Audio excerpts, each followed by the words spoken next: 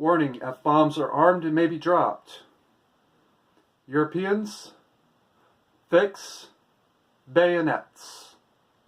Yes, for real, again.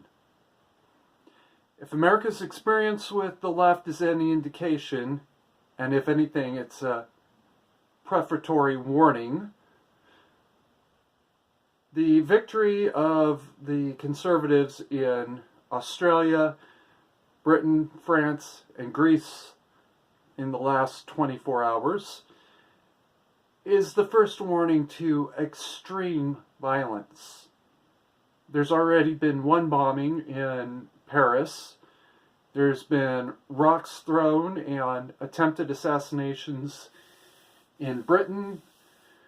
Greece is where a lot of this violence started. Excuse me. The simple fact of the matter is, it's going to get really, really ugly long before it gets better. Back during World War II, with the invasion of the UK by Germany literally imminent, like 13 hours away at one point, the British threw together the only weapons that they could get at the moment. All right, this was it. This was all they could do. They took, I think it was steel pipes, about yay long, maybe, well, about half a fathom to a fathom long, and literally spot welded sword bayonet blades to the ends. They were called Croft's pikes, as an insult to the gentleman who thought of them. The British were so desperate for weapons, they were putting together pikes. A weapon that had been obsolete for over 100 years at that point.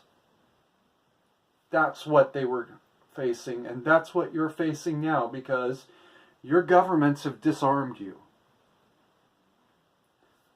In the description below, you'll see a link to the first of a series of videos on a gentleman here from the US who makes spears out of wrenches and shovel handles. Trust him about the shovel handle thing. I didn't until he showed the reason he does that. The man's brilliant. He's a lot smarter than me, I think. There's also a simpler way. You just get a ferruled replacement rake handle and a dowel. You stuff the dowel in there, mark it off, pull it out, split it down, thin it out, and put the blade handle down in there. But I think Eli's spear is a lot better. It's just a lot more complicated. It's going to need like a team of 3 or 4 people making them to be sufficiently efficient. If it gets down to that, do it. But be ready, because the next month is going to be rocking and rolling for you guys. Keep calm. Mandatory carry on. And carry a knife if you have to. Or a belt buckle.